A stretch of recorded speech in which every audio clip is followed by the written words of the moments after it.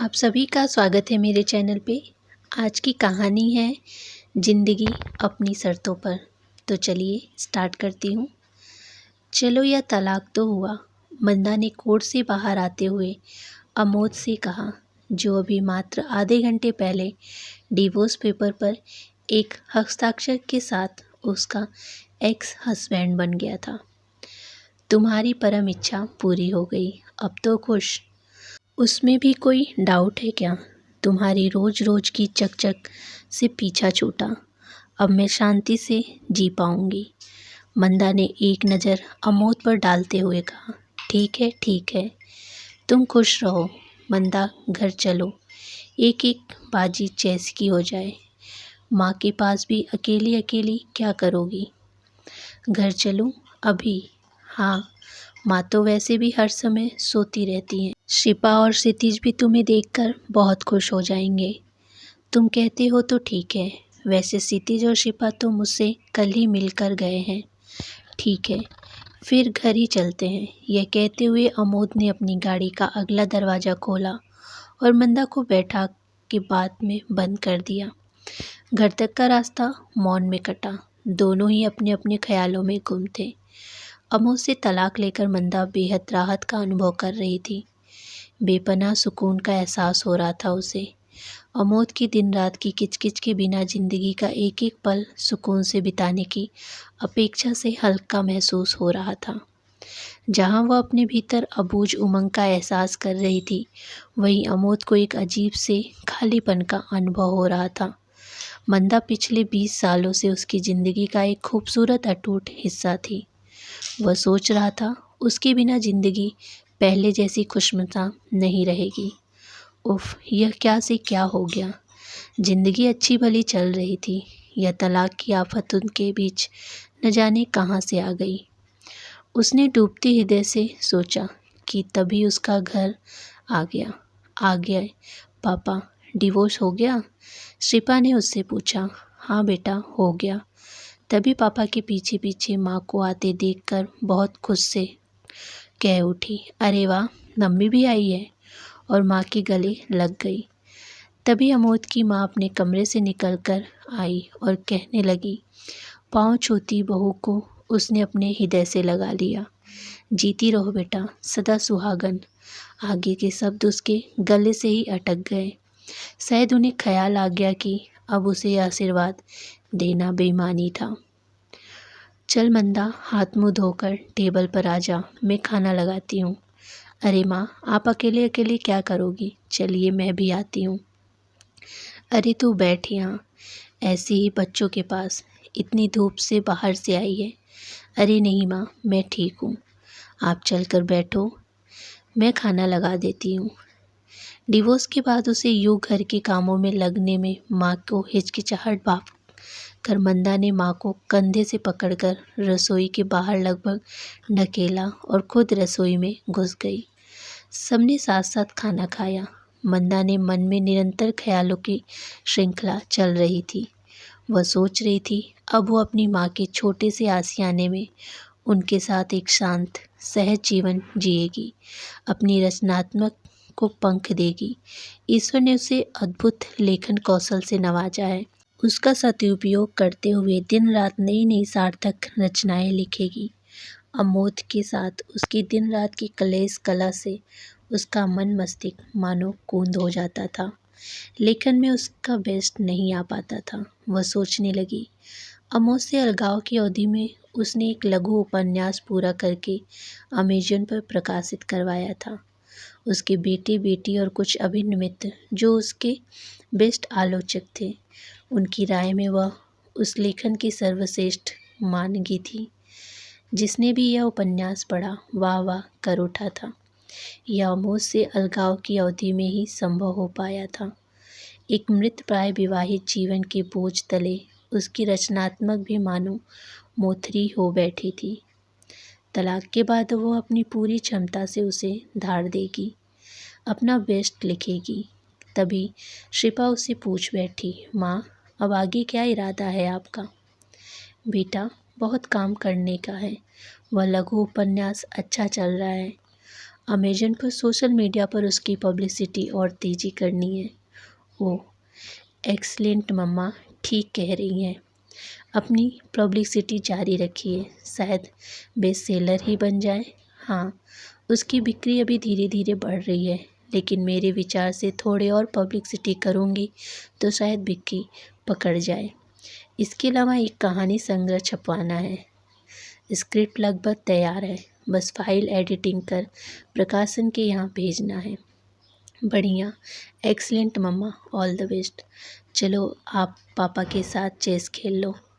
पापा आपके साथ चेस खेलने के लिए बेहद मिस करेंगे। कल मैंने कहा कि मेरे साथ खेल लो तो मुझे मना कर दिया। बोले मुझे मंदा के साथ खेलने में ही मज़ा आता है। मंदा और अमोद चेस खेलने लगे। अमोद मंदा के साथ तलाक को लेकर किसी भी तरह से खुश नहीं था। उसका ध्यान बार बार खेल से भटक रहा था और मंदा ने देखते देखते उसे मात दे दी और उत्तेजित हो चिल्लाई, लो अमोद, मैंने तुम्हें हरा दिया। आज तुम ठीक से नहीं खेले, तुम्हारा ध्यान कहीं और था। अरे मैडम, इस खेल को छोड़ो, आपने तो मुझे ज़िंदगी के गेम में ज़बरदस्त मात दे दी।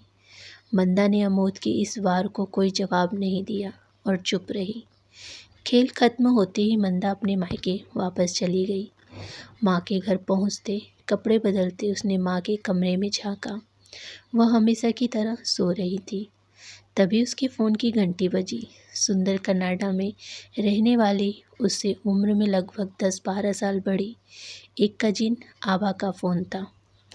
मादा, अमोद जी ने क्या हाल चाल है? तुम दोनों कभी कनाडा का प्रोग्राम बनाओ। अमोद से मेरा तलाक हो गया, अब मैं कभी अकेली ही कनाडा आऊँगी। क्या तलाक? होश में तो हो? शादी के इतने साल बाद तलाक, यह क्या बेवकूफ़ी है मांदा। मैं तो तुमको आइडल कपल मानती थी।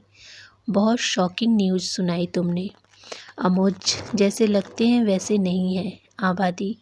लंबी कहानी है, फिर कभी बताऊंगी आपको।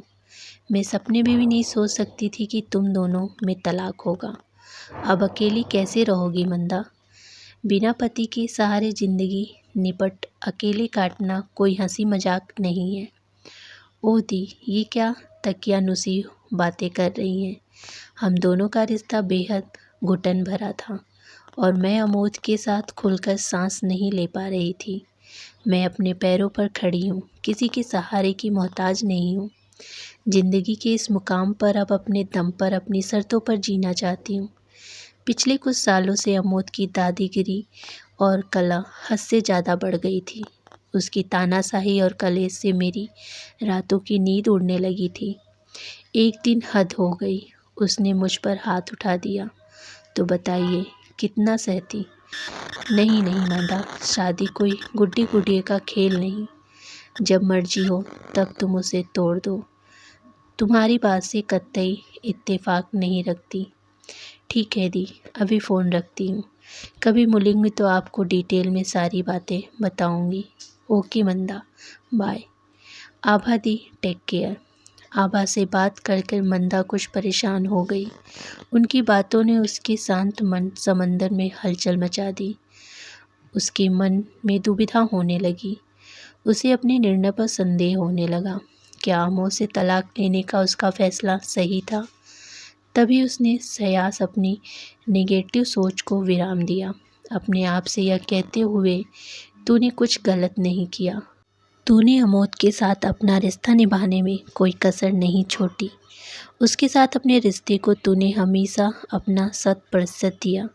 वहीं तुझे वह प्यार, मान और इज्जत नहीं दे पाया जिसकी तू असल में हकदार थी। तूने उससे क्या चाहा? बस अपने लिए थोड़ा सा स्पेस और उसकी निगाहों में अपनी अस्मिता की कद्र।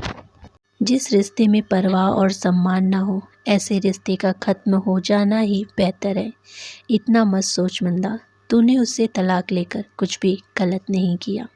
यह तलाक उसने अपने और बच्चों की मर्जी से लिया था, लेकिन फिर भी अंतर्मन के कोने में एक फांस रह रहकर उसे देश देश दे रही थी। शायद उसका संस्कार भीरू और परंपरावादी मन पति से स्वेच्छा से रिश्ता तोड़ने के फैसले पर अपनी प्रक्रिया दे रहा था। वह स्पष्टता से कुछ सोच नहीं पा रही थी। वह अपने कमरे में आ गई और पलंग पर लेट गई। कब बीते दिनों की स्मृतियाँ उसके हृदय पलट पर दस्तक देने लगी। उसे तनिक भी भाव न हुआ। आज से 25 साल पहले अमोद के साथ वैवाहिक बंधन में बंधकर मानो 7वें आसमान पर पहुंच गई थी। पहले साल में अमोद उसके सपनों का शहजादा, हर मायने में एक आदर्श पति साबित हुआ था। मुंह से बात निकली नहीं कि झट पूरी कर देता। शुरू शुरू में उसका बड़बोला, बात बात पर उन्मुक्त ठहाके लगाने वाला स्वभाव उसे बेहद पसंद आया था। वह एक मितभाषी, शांत, अपने आप में सिमटी रहने वाली युवती थी। शादी से पहले हमेशा अपनी सहेलियों से कहा करती थी, मुझे तो बातूनी और मजाकिया स्वभाव के लड़के पसंद आते हैं, जो ज़िंदगी का हर पल हंसते मुस्कुराते बिताते हों। मैं तो अपनी तरह किसी चुप्पे गंभीर स्वभाव के लड़के से शादी हरगिज़ नहीं करूँगी। मेरी तरह वह भी कम बोलने वाला हुआ तो एक दूसरे की शक्ल देखते हुए ही ज़िंदगी झंड हो जानी है। अमोद के साथ पहली ही मुलाकात में वह उससे परिहास प्रिय, बहुभाषी स्वभाव की कायल हो उठी। उसका हर बात को मजाक पर फुट देने का स्वभाव उसे बेहद रास आया था। किशोरावस्था में जैसे हंसमुख स्वभाव के प्रति की छवि उसने अपने मन में बसा रखी थी, वह बिल्कुल वैसा ही था। लेकिन जीवन के 30 बसंत देखी मंदा को इस बात का रत्ती भर भी इल्म नहीं था कि हर चमकती हुई चीज़ सोना नहीं होती। कई बार इंसानी फितरत पर भी सोने का चमकने वाला मुलमा चढ़ा होता है, जो होता पीतल का है पर खाटी सोने की चमक का आभास देता है। वक्त के साथ अमोद की शख्सियत पर चढ़ा मुलम्मा अपनी चटक चमक खो बैठा और मांदा को एहसास हुआ कि अमोद वास्तव में वह नहीं जो उसने सोचा था। वक्त के साथ पति के असली स्वभाव का परिचय पाकर वह बेहद निराश हुई। कदम कदम पर पति के मनमौजी और उच्छृंखल स्वभाव को देखकर वह तिल तिल मरती। ऊपर से खुशमिजाजी का आभास देते उसके व्यक्तिगत में तनिक भी संजीदगी नहीं थी, वरन गहरा छिछोरापन था। अमोद महिलाओं की उपस्थिति में अपना संतुलन खो बैठते, उनका ध्यान आकर्षित करने के लिए बन बन कर बोलते, सस्ते स्तरहीन मजाक करते, घटिया भाषा का इस्तेमाल करते। हर बार किसी भी महिला की उपस्थिति में पति की ओछी हरकतों को देखकर वह धुआं धुआं होती, खून के आंसू रोती। किसी भी बात में उसकी अनिच्छा इच्छा का तनिक ध्यान न रखते, हर बात में अपनी चलाते, उसे हरदम अपने अंगूठे के नीचे रखना चाहते। घर बाहर हर जगह अपना निर्णय उस पर थोपने की कोशिश करते। उसका सौम्य, संजीदा, गांभीर्यपूर्ण स्वभाव पति के छिछोरे, रसिक मिजाजी और तानाशाह स्वभाव के विरक्त होता। कब उसके विमुख हो गया उसे पता ही नहीं चला। सो पति के स्वभाव उसकी बेमजा जिंदगी, गृह गृहस्थी, बच्चे और यूनिवर्सिटी की अपाधापी में कटने लगी। समाज की नज़रों में आदर्श दंपति थे, लेकिन मन में कोसों दूर दिन ब दिन उसके बीच फासला बढ़ता ही जा रहा था। पति के बेमेल स्वभाव से उपजे खालीपन की भरपाई हेतु उसने अपने आप को अपने काम में अखाड़ डूबो डाला। विवाह से पहले ही वह अंग्रेजी साहित्य में पीएचडी कर चुकी थी। अब स्थानीय यूनिवर्सिटी में प्रोफेसर के पद पर कार्यरत थी। वह एक लेखिका भी थी, बेहद भावुक और संवेदनशील। जब भी पति के मनमौजी निरकुश स्वभाव से आहत होती, उसकी छत विचित आहत भावनाएं कविताओं और कहानियों में उसके दर्द की इबारत लिखती। विवाह के बाद के पहले कुछ वर्ष पूरी तरह से अपनी यूनिवर्सिटी की नौकरी और बच्चों को देखभाल में बीते। बच्चों की उम्र बढ़ने के साथ साथ उनकी उस पर निर्भरता घटने लगी। वैसे भी आजकल social media, hobby, phone, friend के बाद युवा होते बच्चों के पास पेरेंट्स को देने के लिए समय ही कहाँ होता है। उन्हीं दिनों उसके पास कुछ दूरस्थ यूनिवर्सिटी की विजिटिंग प्रोफेसरशिप के प्रस्ताव आए। अपने शांत एक रस जीवन में कुछ खुशनुमा बदलाव की चाह में उसने उन्हें स्वीकार कर लिया। उसके घर की व्यवस्था धुरी उसकी सास थी। 2 सहायकों के साथ उन्होंने अपने बेटे की गृहस्थी की व्यवस्था इतनी कुशलता से संभाली हुई थी, उसके लिए मंदा को कोई खास समय नहीं देना पड़ता। अब उन 2-3 यूनिवर्सिटी की विजिटिंग प्रोफेसर होने के नाते हर समय उसके 10-12 दिन घर से बाहर दुरुस्त शहरों में बीतने लगे। उसका कल्पनाशील, साहित्य अनुरागी मन इन यात्राओं से बेहद खुश रहने लगा। नई जगहों के नूतन परिवेश में उसे अपने साहित्य सृजन के लिए भरपूर मसाला मिलता। वह अपनी उन यात्राओं को बेहद एंजॉय करने लगी। बाहर की यूनिवर्सिटी में दिन भर में उससे से ज़्यादा 2 या 3 लेक्चर रोजाना होते। बाकी का खाली वक्त वह शहर के पर्यटक स्थलों की सैर में बिताती। सुदूर शहर की इन यात्राओं ने उसकी एक रस जिंदगी में नूतन रंग भर दिए। वह बड़ी अधीरता से अपनी इन टिप्स की प्रतीक्षा करती। सब कुछ सामान्य चल रहा था कि न जाने उस पार अमोद को क्या हुआ। वह उसकी विजिटिंग जॉब को लेकर उससे बिन बात उलझ बैठा। मंदा, यह हर महीने कभी उड़ीसा, कभी असम तो कभी तमिलनाडु जाने का क्या फंदा पाल लिया है तुमने?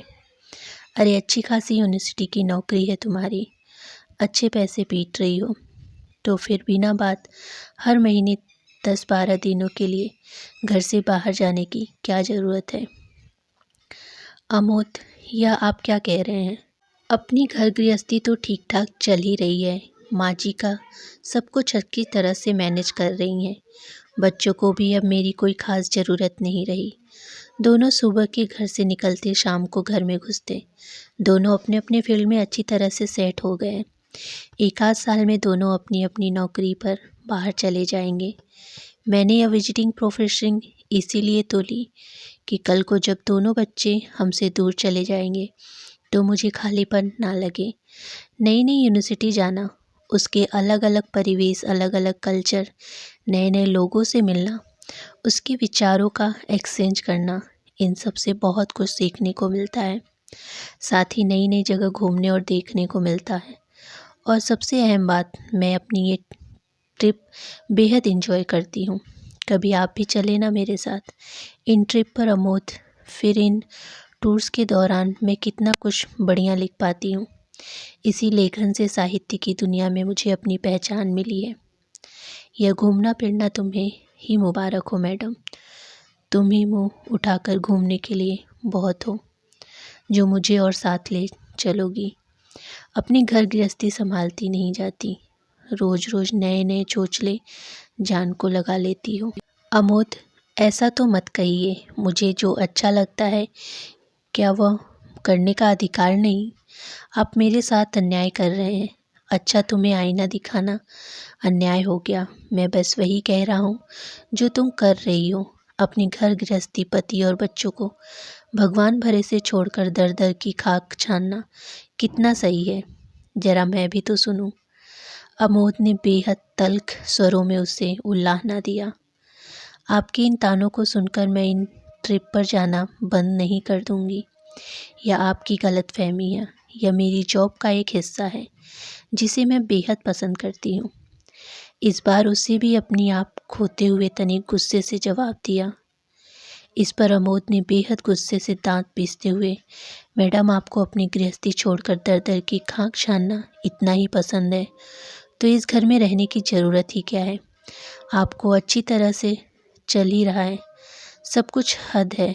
बस अपना ही सोचना, यह नहीं सोचना कि माँ की उम्र बढ़ रही है तो उन्हें भी थोड़ा आराम चाहिए।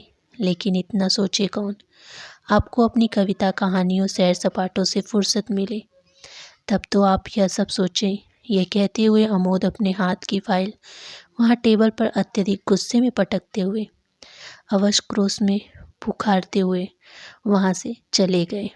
वह हस्तप्रभ उन्हें बस देखती रह गई। अमोद के इस गुस्से भरे उपालाभों को सुनकर मंदा की आंखों में आंसू उमड़ आए और वह सोचती रह गई कि क्या वह अपना मनचाहा करके कुछ गलत कर रही है? अपनी शर्तों पर जीना क्या अपराध है? तभी उसकी बेटी श्रीपा कमरे से बाहर आई और उसे रीता देखकर बोली, क्या हुआ अम्मा? या पापा आप पर क्यों बिगड़ रहे थे? मैं अपनी विजिटिंग प्रोफेशन की इन ट्रिप को बेहद लाइक करती हूँ। बस पापा से यही कह रही थी और तेरे पापा ने मुझे इतनी जली कुटी सुना दी। कह रहे थे मुझे घर से बाहर रहने का इतना ही शौक है तो मैं घर में ना रहूं। मदा ने अपने आंसू पोंछते हुए बेटी से कहा, अरे अम्मा, आखिर आप पापा की बातें दिल पर क्यों लेती हो? इतने साल पापा के साथ रहकर भी आपको उन्हें हैंडल करना नहीं आया। पापा की तो आदत है घर में हर बात का अशांति करना। आप तो उनकी बातें इग्नोर किया करो। एक कान से सुनो, दूसरे कान से निकाल दिया करो। उनकी बातों से दुखी मत हुआ करो। आप वही करो जो आपको अच्छा लगे। अगर आपको अपनी विजिटिंग प्रोफेशन बहुत अच्छी लगती है तो उसे ज़रूर जारी रखो। अब हम दोनों अपने अपने फील्ड में सेट हैं। एक आध साल में हम दोनों ही अपनी अपनी नौकरी पर चले जाएंगे। आप अपनी यह विजिटिंग प्रोफेशन रिटायरमेंट के बाद भी चालू रख सकती हो। इसमें आपकी परफॉर्मेंस को बढ़िया ही और इसके लिए आपको एप्रिसिएशन ही मिल रहा है। पापा की बातें सुनने की बिल्कुल ज़रूरत नहीं है, ना उनकी वजह से दुखी होने की ज़रूरत है। शिल्पा की बातें सुनकर उसे बेहद तसल्ली हुई। अमोद के आरोपों से मन में उपजा संयस और अपराध भाव बहुत हद तक धूल पूछ गया। वह उसे देखकर मुस्कुरा दी। क्या अम्मा, आप मेरी तरह स्ट्रॉन्ग अम्मा हो। पापा की इतनी छोटी छोटी बातों पर परेशान बिल्कुल मत हुआ करो। चलो अब तनिक स्माइल कर दो। और मंदा उसे देखकर आंसुओं के बीच मुस्कुरा दी और उसने लाड से बेटी को गले लगा लिया। तभी वह बुदबुदाई, ये पापा भी ना आप पर बहुत रौब झाड़ते हैं, उन्हें तो मैं ठीक करती हूँ अभी। उस दिन सिपा ने अमोद को न जाने क्या कह दिया कि रात को अमोद मदा पर फिर बिगड़े। अब तुमने बच्चों को भी मेरे खिलाफ भड़काना शुरू कर दिया। यह तुम अच्छा नहीं कर रही हो मंदा। अपनी गलती मानने की बजाय उल्टे मुझे दोषी ठहरा रही हो। उनका अति क्रोध से विकृत चेहरा देख मंदा चुप ही रही। उस दिन के बाद से वह उसे बेहद खिंची खिंची रहने लगे थे। उन्होंने उससे सीधे में बात करना बंद कर दिया था। जब भी बोलते कड़वा ही बोलते। एक बार फिर मदा के असम ट्रिप पर जाने का समय नज़दीक आ गया। मदा को अगले ही दिन गुवाहाटी के लिए रवाना होना था कि उसे अपनी यात्रा के लिए सूटकेस पैक करके देखा। अमोद ने उससे बेहद कसौली टोन में बात की। तुमने मेरी बात पर ध्यान नहीं दिया, फिर से जा रही हो इस बार। मैंने तुम्हें अपनी ये विजिटिंग बंद करने के लिए कहा था, फिर भी। अमोद ने उसे भयंकर गुस्से से देखा, लेकिन इस बार वह तनिक भी नहीं डरी और उनकी आंखों में सीधे देखते हुए उसे अपने मन की बात कह दी। अमोद, यूँ बात बात पर मुझे जलील करना छोड़ दो तो हम सबके लिए ठीक रहेगा। मैं अपनी ट्रिप पर जाना हरगिज़ नहीं बंद करूँगी। इन टूर पर जाने से घर गृहस्थी, तुम या बच्चे कोई प्रभावित नहीं होता। माँ जी मनिया और रामकली के साथ बहुत अच्छी तरह से घर को संभालती हुई हैं। फिर उन्हें तो कुछ काम नहीं करना पड़ता, काम तो ये दोनों ही करती हैं। नमा जी को तो बस उन्हें गाइड करना होता है। बच्चे भी अब इतने छोटे नहीं रहे कि उन्हें मेरी ज़रूरत हो। वह खुद कह रहे हैं कि जब मुझे अपनी यह विजिटिंग प्रोफेशन इतनी पसंद है तो मुझे यह चालू रखना चाहिए। कल रिटायरमेंट होने के बाद भी इसकी वजह से मैं एक्टिव तो रहूँगी। यह क्यों नहीं सोचते तुम? मैं यह प्रोफेशन मरते दम तक चालू रखूँगी। तुम मुझे इसे बंद करने के लिए मजबूर हरगिज़ नहीं कर सकते। राइटिंग और ट्रैवलिंग मेरा फैशन है, इनमें मेरी जान बसती है। मुझे अपने फैशन को पूरा करने से कोई ताकत नहीं रोक सकती, तुम भी नहीं। ये तुम कान खोल कर सुन लो। मंदा के इतना कहते ही अमोद को इतना गुस्सा आ गया कि उन्होंने अवश्य क्रोधावेश में एक जोर का थप्पड़ उसे जड़ दिया कि तभी शायद उन दोनों की तेज आवाज़ सुनकर शिल्पा और क्षितिज दोनों अचानक कमरे में घुसे। दोनों ने ही पिता को माँ के ऊपर हाथ उठाते देख लिया था और वे दोनों भागकर माँ के पास आए। दोनों को देखकर अमोद कुछ झेप से गए और तेज कदमों से कमरे के बाहर चले गए। मंदा जड़वत खड़ी रही। पति से थप्पड़ खाकर वह अपना गाल सहलाते हुए जोरों से बिलख पड़ी। उसे यूं बिलखता देख शिल्पा अत्यंत आवेश में चिल्लाई, मम्मा आप यह कैसे बर्दाश्त कर सकती हो? पापा ने आपको मारा। लेकिन माँ को प्रशस्त प्रतिमा से निर्जल खड़े देखकर उसने उसे झिझोड़ते हुए कहा, अम्मा आपको पापा से तलाक ले लेना चाहिए। आपको पापा से हर हालत में डिवोर्स ले लेना चाहिए। बस बहुत हुआ, हर समय आप पर धौंस जमाते हैं। पापा अपने आप को समझते क्या हैं? उनके मन की नहीं होती तो वह आपको मारेंगे। आजकल पापा आपको बहुत टॉर्चर करने लगे हैं। आप चुप रहकर उन्हें बढ़ावा देती हो। मैं आज ही लॉयर अंकल से बात करती हूँ।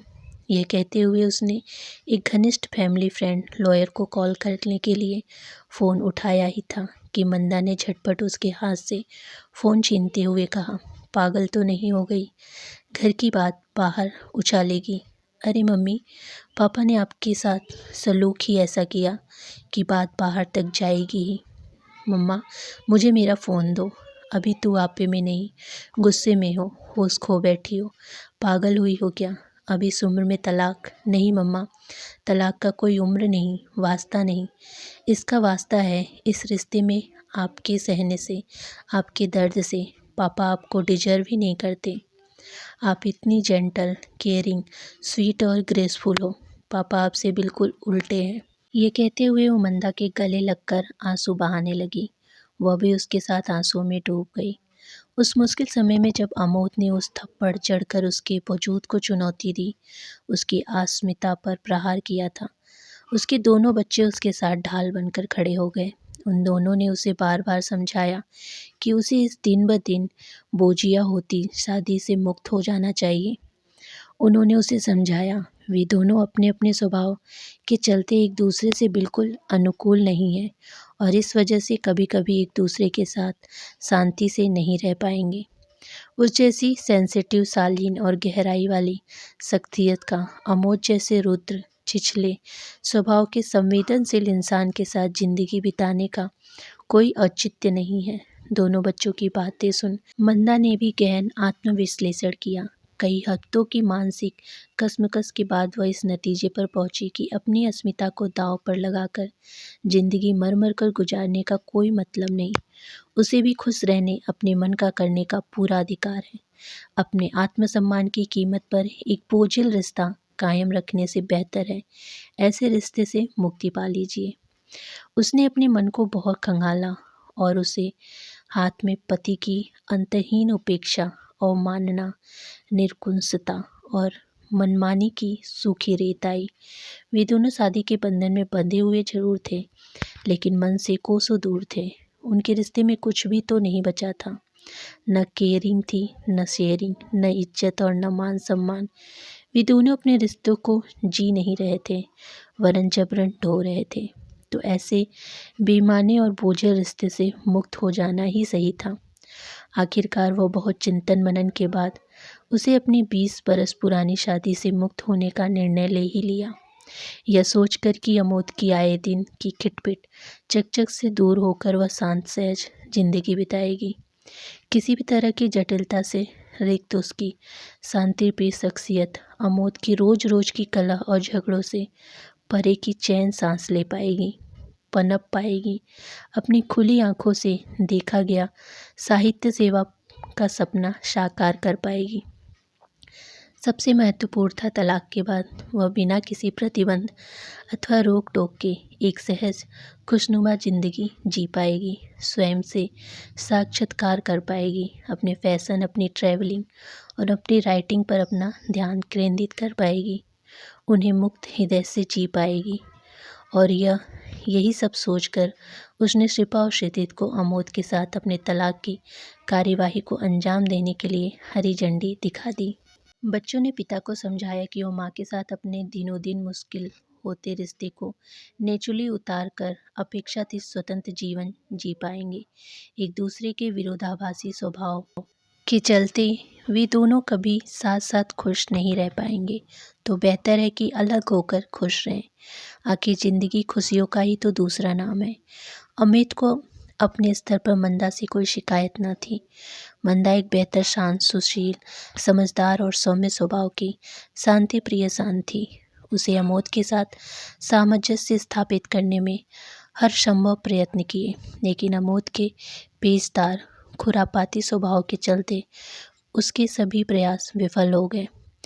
आखिरकार बच्चों के बहुत समझाने पर वह मंदा को तलाक देने के लिए तैयार हो ही गया।